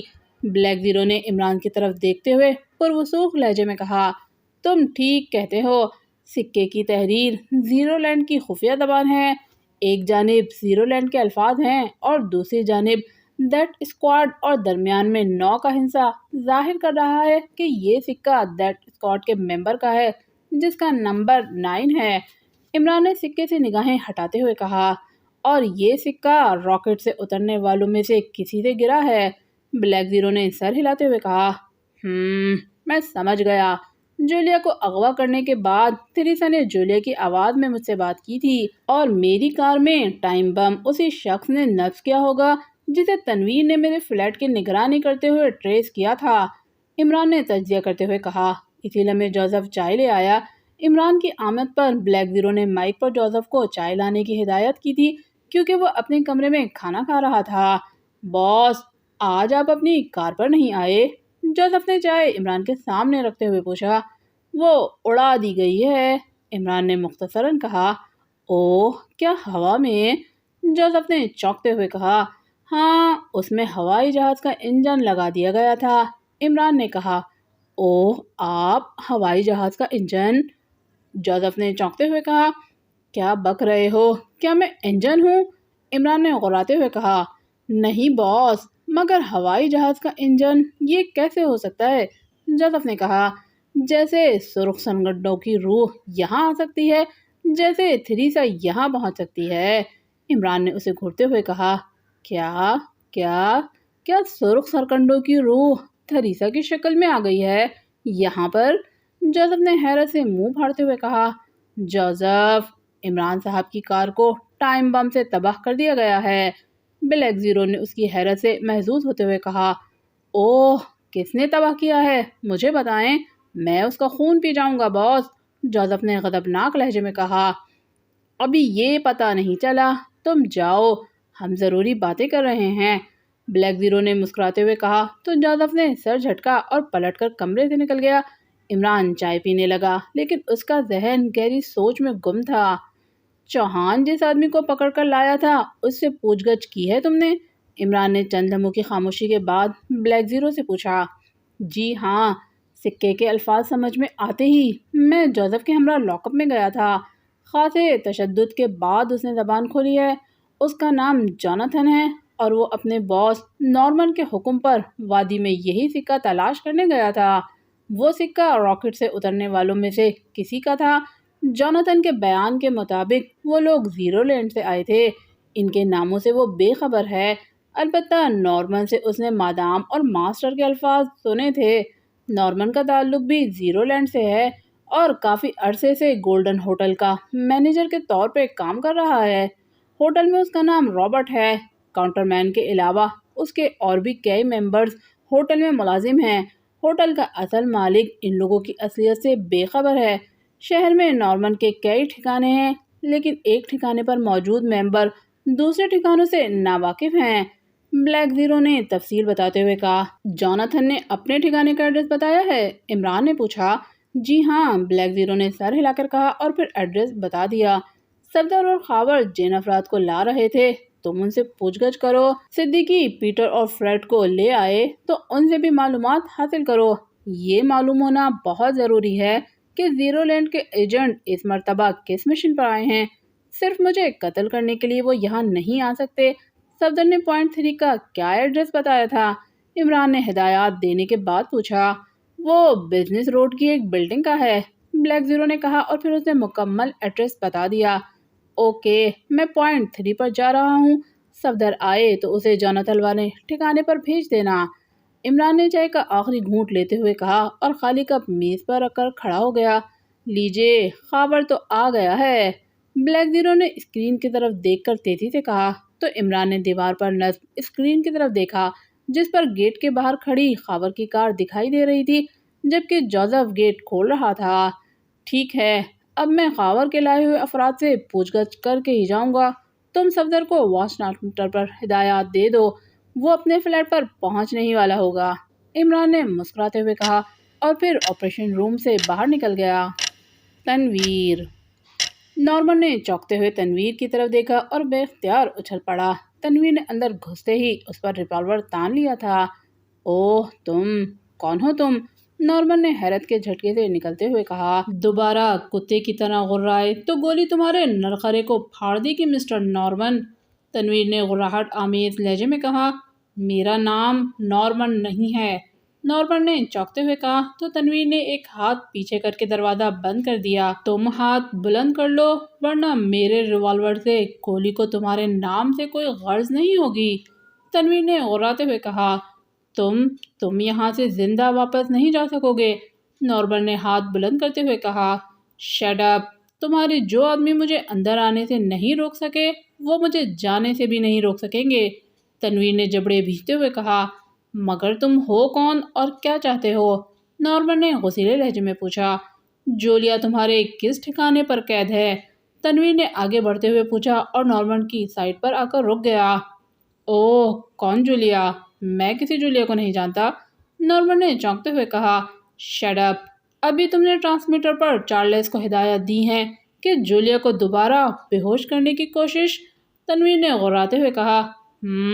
گویا تم بہت کچھ جان چکے ہو، نارمن نے اسے گھورتے ہوئے کہا اور پھر میز پہ پڑا لیٹر نما ٹرانسمیٹر کی طرف دیکھنے لگا۔ تم میرے سوالوں کا جواب دو، میرے پاس وقت نہیں ہے، تنویر نے غصے سے کہا۔ جواب یہ ہے کہ تم ریوالور پھینک دو ورنہ جولیا تک کبھی نہیں پہنچ سکو گے، نارمن نے اس مرتبہ سرد لہجے میں کہا۔ ٹھیک ہے، مت بتاؤ، میں تمہارے کسی ساتھی سے معلوم کر لوں گا تمہیں قتل کرنے کے بعد، تنویر نے کہا اور اس نے قریب آ کر ریوالور کی نال نارمن کی کنپٹی سے لگا دی اور نارمن کا چہرہ یکدم زرد ہو گیا۔ بولو، جولیا کہاں ہے؟ میں 3 تک گنوں گا، اگر تم نے زبان نہ کھولی تو میں ٹریگر دبا دوں گا، تنویر نے شفاق لہجے میں کہا۔ وہ پوائنٹ 2 پر ہے، نارمن نے خوفزدہ لہجے میں کہا۔ پوائنٹ 2 کا ایڈریس بتاؤ، تنویر نے غراتے ہوئے کہا تو نارمن نے فوراً ہی ایڈریس بتا دیا۔ یہ ایڈریس غلط بھی ہو سکتا ہے، تم ٹرانسمیٹر پر چارلس کو حکم دو کہ وہ جولیا کو آزاد کر دے، تنویر نے تحکمانہ لہجے میں کہا تو نارمن نے ایک لمحے کے لیے تنویر کو گھورا اور پھر میز پر رکھے ٹرانسمیٹر کی طرف ہاتھ بڑھا دیا۔ اس کا ہاتھ میز کے کنارے سے ٹکراتا ہوا ٹرانسمیٹر تک پہنچا اور پھر اس نے ٹرانسمیٹر اٹھا لیا۔ تنویر کی نگاہیں اس کے ہاتھوں پر مرکوز تھیں۔ نارمن نے لائٹر نما ٹرانسمیٹر کے پیندے میں انگوٹھی سے دباؤ ڈالا تو ٹرانسمیٹر کی سائیڈ میں ایک سرخ نقطہ اسپارک کرنے لگا۔ Hello, Norman calling, over, Norman ने ट्रांसमीटर मुंह के सामने करते हुए कहा, जबकि दूसरा हाथ उसने कुर्सी के बाजू पर रख दिया था। Yes boss, Charles receiving you, over. चंद लम्हों के बाद ट्रांसमीटर से एक आवाज उभरी, जूलिया को आज़ाद कर दो, ओवर। नॉर्मन ने कहा, राइट सर, लेकिन मैंने तो आपके हुक्म पर उसे दोबारा बेहोश कर दिया है, ओवर। चार्ल्स ने चौंकते हुए कहा, उसे गाड़ी में डालकर उसके फ्लैट पहुंचा दो या यहाँ ले आओ, ओवर एंड ऑल। नॉर्मन ने सख्त लहजे में कहा और फिर ट्रांसमीटर ऑफ करके तनवीर की तरफ बढ़ा। ठीक इसी लम्हे दरवाज़ा खुला तो तनवीर ने तेजी से दरवाजे की तरफ देखा ही था कि नॉर्मन ने फुर्ती से उसके रिवॉल्वर वाले हाथ पर वार किया और तनवीर के हाथ से रिवॉल्वर निकलकर मेज के नीचे जा गिरा।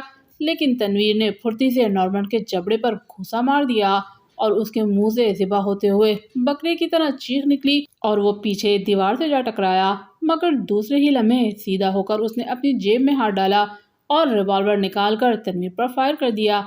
इसी लम्हे तनवीर अपना रिवॉल्वर उठाने के लिए झुका था, इसलिए बेआवाज गोली उसके शाने को चीरती हुई दीवार से जा टकराई और उसने कर्राते हुए जख्म पर हाथ रख लिया।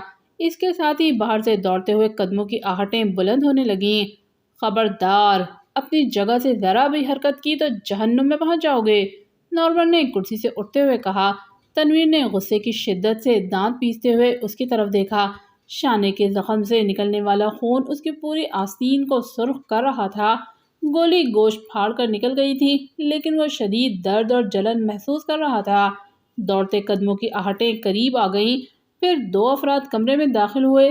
इनमें से एक तो वही गन बरदार था जिसे वो गेट पर देख चुका था और दूसरा रिवॉल्वर बरदार था जिसका वो ताक़ुब करता हुआ यहाँ पहुंचा था। अंदर की सिचुएशन देखकर उन्होंने हैरान होते हुए तनवीर पर असलहा तान लिया। ये कौन है बॉस? रिवॉल्वर बरदार ने नॉर्मन से पूछा। सीक्रेट सर्विस का मेंबर और जूलिया का साथी, यकीनन ये तुम्हारा पीछा करता हुआ यहाँ पहुंचा है, नॉर्मन ने उसे घूरते हुए कहा। मगर मेरा तो किसी ने ताक़ुब नहीं किया बॉस, और ना ही मुझे इमरान के फ्लैट के आसपास कोई दिखाई दिया था, रिवॉल्वर बरदार ने खौफजदा होते हुए कहा। वो लहजे से गैर मुल्की मालूम हो रहा था। शट अप, तुम्हें इस गफलत की सज़ा ज़रूर मिलेगी मॉरिस, नॉर्मन ने गुर्राते हुए कहा और फिर उसने गर्दन बरदार की तरफ गुस्सैली निगाहों से देखा तो उस आदमी की आंखों से खौफ झलकने लगा। रॉलिफ, क्या तुम सो रहे थे कि ये अंदर पहुंच गया और तुम्हें पता न चला? नॉर्मन ने दूसरे गन बरदार को घूरते हुए कहा। नहीं बॉस, गन बरदार ने खौफ से हकलाते हुए कहा, जिसका नाम रॉलिफ था। फिर क्या ये गायब होने की सलाहियत रखता है? बोलो, नॉर्मन ने जहरीले लहजे में कहा। मालूम नहीं बॉस, कम अज कम ये गेट की तरफ से नहीं आया, रॉलिफ ने आहिस्ता से कहा।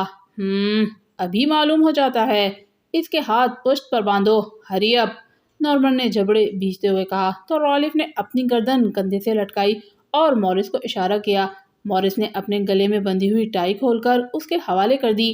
ठीक इसी लम्हे लाइटर ट्रांसमीटर से सिग्नल की मखसूस आवाज़ उभरने लगी। नॉर्मन ने जल्दी से दूसरे हाथ में मौजूद लाइटर ट्रांसमीटर ऑन कर दिया। Hello Norman, master calling, over. Transmitter से एक आवाज़ सुनाई दी। Yes master, Norman receiving you, over. Norman ने मद्दपाना लहजे में कहा। इस आदमी की क्या मालूमात हासिल हुई हैं जो होटल से तुम्हारे एड्रेस लेकर तुम्हारे ठिकाने पर आया था, ओवर। मास्टर ने दूसरी तरफ से पूछा। सर, मेरे आदमियों से पूछगछ कर चुके हैं, अभी उनको कॉल करके पूछता हूँ, ओवर। नॉर्मन ने जवाब दिया। तुम इस वक्त कहाँ हो, ओवर, मास्टर ने पूछा। पॉइंट 3 पे, हुक्म फरमाएं, ओवर, नॉर्मन ने कहा। मैंने वहाँ फ़ोन किया था मगर किसी ने फ़ोन अटेंड नहीं किया, इसलिए मुझे ट्रांसमीटर पर कॉल करना पड़ा है, ओवर, मास्टर ने कहा। ओह, मगर फ़ोन मेरे अकाउंट वाले कमरे में है सर, इसके अलावा माइकल और साइमन भी वहाँ मौजूद हैं, ओवर, नॉर्मन ने चौंकते हुए कहा। मैंने 3-4 मिनट के वक्फे से 2 मरतबा फ़ोन किया था, क्या वो लोग बहरे हैं, ओवर, मास्टर ने गुर्राते हुए कहा। सॉरी सर, मैं अभी मालूम करता हूँ, ओवर, नॉर्मन ने माजरत भरे लहजे में कहा। मालूम करो, हो सकता है पकड़े जाने वाले शख्स के साथियों ने वहाँ कोई गड़बड़ ना कर दी हो। इसके अलावा तुम्हारा साथी जोनाथन कहाँ है? उसने अभी तक मुझे रिपोर्ट नहीं दी, ओवर, मास्टर ने सख्त लहजे में कहा। मालूम नहीं सर, मैंने उसे हिदायत की थी कि वो नंबर 9 का بیج ملتے ہی آپ کو براہ راست ٹرانسمیٹر پر اطلاع دے۔ اوور، نارمن نے چونکتے ہوئے کہا۔ میں نے ٹرانسمیٹر پر اسے کال کیا تھا لیکن کوئی جواب نہیں ملا۔ پھر میں نے تمہارے آدمی فریڈ کو ٹرانسمیٹر پر کال کرنے کی کوشش کی تاکہ اسے جوناتھن کے پیچھے پہاڑوں میں بھیجوں، لیکن فریڈ کا ٹرانسمیٹر بھی آف ہے۔ آخر یہ ہو کیا رہا ہے؟ تمہارے ساتھی اتنے سست اور لاپرواہ کیوں ہیں؟ اوور، ماسٹر نے غصیلے لہجے میں کہا۔ سوری سر، میں انہیں ضرور سزا دوں گا، آپ مجھے حکم فرمائیں۔ اوور، نارمن نے تیزی سے کہا۔ میں چاہتا ہوں کہ سیکرٹ سروس کو مصروف رکھنے کے لیے ان کے کسی ایک آدمی کو ہلاک کر دیا جائے۔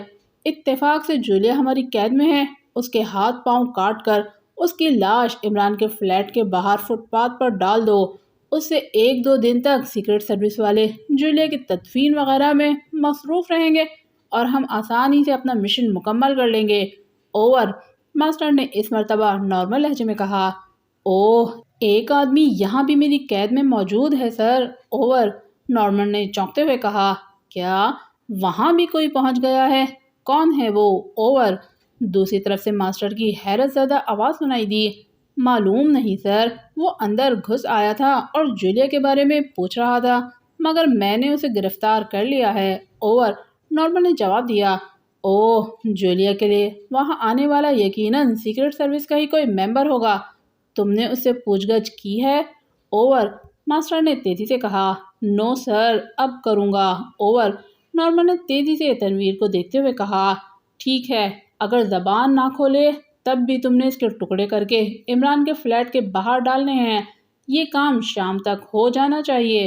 اوور اینڈ آل، ماسٹر نے تحکمانہ لہجے میں کہا اور اس کے ساتھ ہی سلسلہ منقطع ہو گیا۔ اپنے بارے میں ماسٹر کا حکم سن کر تنویر کے جسم میں سنسناہٹ سی دوڑ گئی۔ رالف اور مورس نارمن کی طرف دیکھ رہے تھے۔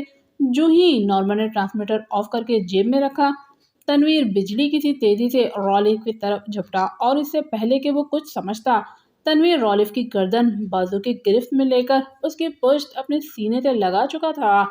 اوہ، چھوڑو اسے ورنہ بھیجا اڑا دوں گا تمہارا، نارمن نے غراتے ہوئے کہا۔ خبردار، تم دونوں ریوالور پھینک دو ورنہ رالف کی گردن ایک جھٹکے سے توڑ دوں گا، تنویر نے غراتے ہوئے کہا اور ساتھ ہی اس نے رالف کی گردن کے گرد لپٹے ہوئے بازو کی گرفت مزید سخت کر دی جو گردن چھڑانے کی ناکام کوشش کر رہا تھا۔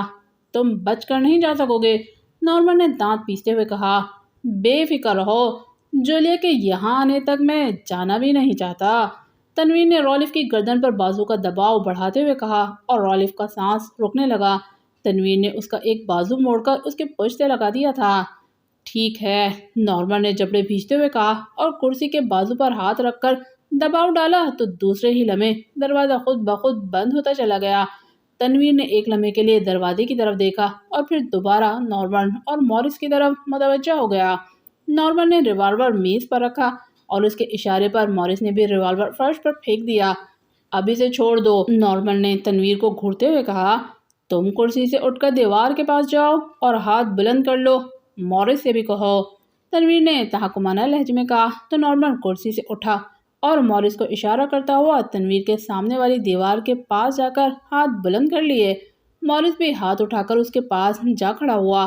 تب تنویر نے رالف کو آگے دھکیلتے ہوئے قدم بڑھایا اور اس کی گردن آزاد کرتے ہوئے تیزی سے اس کے کندھے سے لٹکی ہوئی مشین گن اتار لی اور پھر رالف کا بازو چھوڑتے ہوئے اسے دھکا دیا اور تیزی سے مشین گن کا رخ نارمن اور مورس کی طرف کر دیا۔ رالف دھکا کھا کر منہ کے بل میز پر جا گرا۔ اٹھو، تم بھی ہاتھ بلند کر کے اپنے باس کے پاس کھڑے ہو جاؤ، جلدی کرو، تنویر نے غراتے ہوئے کہا۔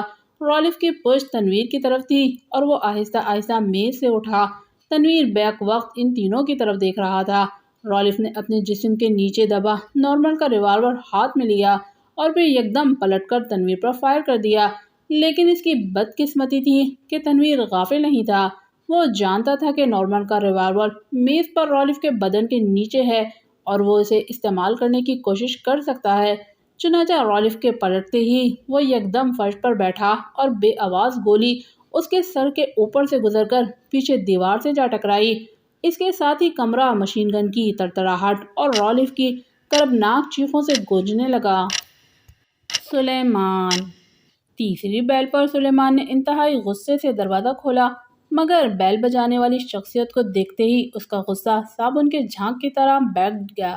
وہ بت بنا ساکت ہو گیا اور پلکیں جھپکائے بغیر اس حسین و جمیل لڑکی کو دیکھنے لگا جس کے ہونٹوں پر قاتلانہ مسکراہٹ رقص کر رہی تھی۔ کیا میں اندر آ سکتی ہوں؟ چند لمحوں کے بعد لڑکی نے انتہائی پیار بھرے لہجے میں کہا تو سلیمان یکدم چونک پڑا۔ اوہ، آئیے آئیے، بہار بن کے آئیے، مشک بار بن کر آئیے، سلیمان نے پیچھے ہٹتے ہوئے کہا تو لڑکی اس کی حالت پر مسکراتی ہوئی اندر آئی۔ سلیمان اس کی رہنمائی کرتا ہوا ڈرائنگ روم میں داخل ہوا۔ لڑکی اندر آئی اور بے تکلفی سے صوفے پر بیٹھ گئی۔ آؤ، تم کیوں کھڑے ہو ڈیئر؟ بیٹھو نا، لڑکی نے مسکراتے ہوئے کہا۔ کہ کیا؟ سلیمان نے چونکتے ہوئے کہا۔ یہاں میرے پاس بیٹھو، میں کوئی غیر تو نہیں ہوں، لڑکی نے پیار بھرے لہجے میں کہا۔ اوہ اوہ، تو کنفیوشس نے سچ ہی کہا تھا کہ اپنوں سے غیر اچھے جو پاس بٹھا لیتے ہیں، سلیمان نے لرزتی ہوئی آواز میں کہا۔ تو پھر دور کیوں کھڑے ہو؟ لڑکی نے اس کی طرف خمار بھری نگاہوں سے دیکھتے ہوئے کہا۔ میں سوچ رہا ہوں کہ آپ کی کیا خاطر تواضع کروں، کیا پیش کروں، دل پیش کروں یا وفا پیش کروں؟ سلیمان نے خوشی سے بے قابو ہو کر کہا۔ غیروں کی طرح تکلف مت کرو، بے تکلفی سے اور پیار سے بات کرو، لڑکی نے کہا۔ پیار سے؟ سلیمان نے بوکھلائے ہوئے لہجے میں کہا۔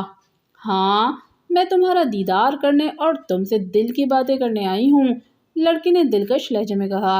اوہ، کہیں تم مجھے عمران تو نہیں سمجھ رہی؟ کیا تم مجھے جانتی ہو؟ سلیمان نے چونکتے ہوئے پوچھا۔ ہاں ڈیئر سلیمان، صدیوں سے جانتی ہوں تمہیں اور آج بھی تمہاری دیوانی ہوں، لڑکی نے پیار بھرے انداز میں سلیمان کو دیکھتے ہوئے کہا۔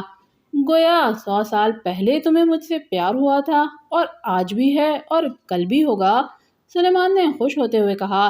نہیں، کل کا کچھ بھروسہ نہیں، ہو سکتا ہے تم بھول جاؤ مجھے، لڑکی نے افسردہ لہجے میں کہا۔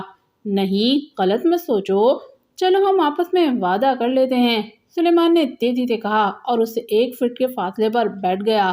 وعدہ؟ کیسا وعدہ؟ لڑکی نے توالیہ نگاہوں سے اس کی طرف دیکھتے ہوئے پوچھا۔ پیار کا وعدہ؟ تو بھولے تو میں مر جاؤں، میں بھولوں تب بھی میں ہی مر جاؤں، سلیمان نے گڑبڑا کر بات پوری کی۔ نہیں نہیں، ایسا نہ کہو، اور ہاں، میں تمہارے صاحب کو جانتی ہوں کہ وہ کون ہے، اس نے ہمیشہ تمہارا حق چھینا ہے، تمہاری کئی ماہ کی تنخواہیں ضبط کر جاتا ہے اس لیے کہ تم مفلس رہو اور شادی نہ کر سکو۔ وہ ہمیں پیار کرتا دیکھ کر حسد سے جل جائے گا اور تمہیں گولی مار دے گا یا مجھے، اس لیے ہمیں یہ لمحات ضائع نہیں کرنے چاہیے۔ عمران کے آنے کا امکان تو نہیں ہے، لڑکی نے کہا اور پھر سلیمان کے کاندھے پر ہاتھ رکھ دیا۔ نہیں، وہ تو مس جولیا سے ملنے گئے ہیں، سلیمان نے جلدی سے کہا۔ اس کا مطلب ہے کہ عمران کو X2 کا خوف نہیں ہے، لڑکی نے کہا۔ معلوم نہیں، سلیمان نے ہکلاتے ہوئے جواب دیا۔ تم بہت ڈر رہے ہو، کیا X2 سے خوفزدہ ہو؟ لڑکی نے سلیمان کے چہرے کی طرف دیکھتے ہوئے پوچھا۔ نہیں تو، سلیمان نے جلدی سے کہا، لیکن مجھے ڈر ہے کہ X2 ہمارے پیار کی راہ میں ضرور دیوار بنے گا، اسی کے حکم پر عمران تمہاری شادی نہیں ہونے دیتا، تم مجھے X2 کا پتہ بتا دو، میں اس سے بات کروں گی کہ وہ تمہیں شادی کی اجازت دے دے، مجھے اس کے ہیڈ کوارٹر کا ایڈریس بتاؤ تاکہ ہم آج ہی ہمیشہ کے لیے ایک ہو جائیں، لڑکی نے جذباتی لہجے میں کہا۔ اگر یہ بات ہے تو میں آج ہی اس کالے چوہے کو گولی مار دوں گا، سلیمان نے غصیلے لہجے میں کہا۔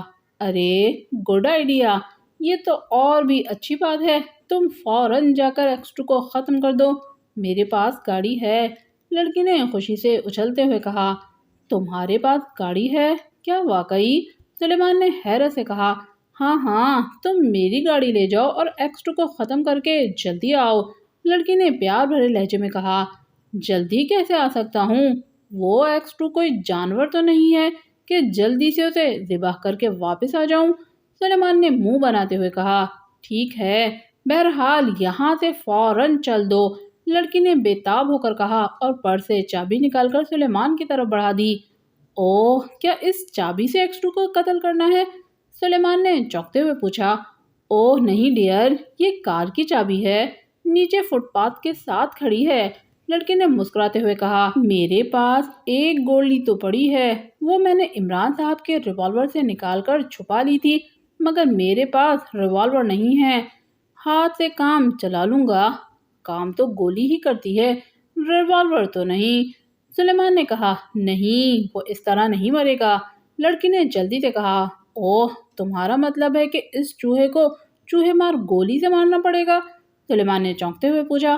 نہیں، ریوالور کی گولی سے، مگر ریوالور میں ڈال کر۔ گولیوں سے بھرا ہوا ریوالور تمہیں میری کار کے ڈیش بورڈ کے خانے میں پڑا مل جائے گا، اب تم جاؤ۔ لڑکی نے سلیمان کا داہنا ہاتھ اپنے ہاتھ میں لے کر دباتے ہوئے کہا، ٹھیک ہے، میں اس کے جسم پر ریوالور کی ساری گولیاں برسا دوں گا۔ X2 کا ایڈریس بتاؤ۔ سلیمان نے غصے سے پھنکارتے ہوئے کہا، اوہ، کیا تمہیں اس کا ایڈریس معلوم نہیں ہے؟ لڑکی نے یکدم اچھلتے ہوئے کہا، مجھے کیا معلوم، میں نے تو آج تک اس ظالم کی صورت تک نہیں دیکھی۔ سلیمان نے منہ بناتے ہوئے کہا، مذاق مت کرو، تم X2 کا پتہ جانتے ہو؟ لڑکی نے منہ بناتے ہوئے کہا، شادی سے پہلے میں کیسے مذاق کر سکتا ہوں، سویٹ پارٹ۔ سلیمان نے بھی مسکراتے ہوئے کہا، سویٹ پارٹ نہیں، سویٹ ہارٹ۔ لڑکی نے مسکراتے ہوئے کہا، نہیں، اب تم میری اور میں تمہارا، تم میرے دل کا ٹکڑا ہو۔ سلیمان نے سویٹ پارٹ کی وضاحت کرتے ہوئے کہا، تو پھر X2 کے ہوتے ہوئے ہماری شادی کیسے ہو سکتی ہے؟ لڑکی نے سنجیدہ لہجے میں کہا، جیسے دادا جان کی موجودگی میں میرے ماں باپ کی ہو گئی تھی اور دادا جان کو آج تک پتہ نہیں چل سکا۔ سلیمان نے ہنستے ہوئے کہا، کیوں، کیا وہ شادی کے بعد تمہارے ماں باپ سے نہیں ملے یا تم لوگ ان سے نہیں ملنے گئے؟ لڑکی نے حیرت بھرے لہجے میں کہا، نہ وہ ہم سے ملنے آئے ہیں اور نہ ہی ہم ان کے پاس جا سکتے ہیں۔ سلیمان نے جواب دیتے ہوئے کہا، اوہ، کیا کوئی خاص مجبوری ہے؟ لڑکی نے گھڑی پر وقت دیکھتے ہوئے پوچھا، مجبوری یہی ہے کہ وہ قبر میں آرام کر رہے ہیں اور ہم ان سے ملنے کے لیے ان کی قبر کھود کر ان کی روح کو دکھ نہیں پہنچانا چاہتے۔ سلیمان نے ٹھنڈا سانس لے کر کہا تو لڑکی بے اختیار ہنس پڑی۔ بہرحال میں رات کو آؤں گی، لڑکی نے اٹھتے ہوئے کہا اور میز پر پڑی ہوئی اپنی کار کی چابی اٹھا لی۔ اچھا، کیا میں کھجلا عروسی تیار رکھوں؟ سلیمان نے خوش ہوتے ہوئے پوچھا۔ کھجلا عروسی؟ کیا مطلب؟ لڑکی نے چونک کر کہا، وہ اب کیا بتاؤں؟ سلیمان نے اپنا سر کھجاتے ہوئے کہا، مگر اسے سمجھ میں نہیں آئی کہ وہ جملہ عروسی کو کھجلا عروسی کہہ گیا ہے۔ تم اس پورے گھر کو سجاؤ، میں رات کو یادگار بناؤں گی، ایسی رات اس فلیٹ پر دوبارہ کبھی نہیں آئے گی۔ لڑکی نے سر ہلاتے ہوئے انتہائی سرد لہجے میں کہا، اوہ، کیا واقعی مجھے ایسی رات دوبارہ کبھی نصیب نہیں ہوگی؟ سلیمان نے حیرت بھرے لہجے میں کہا، ہاں، نہ تمہیں اور نہ عمران کو دیکھنا نصیب ہوگی۔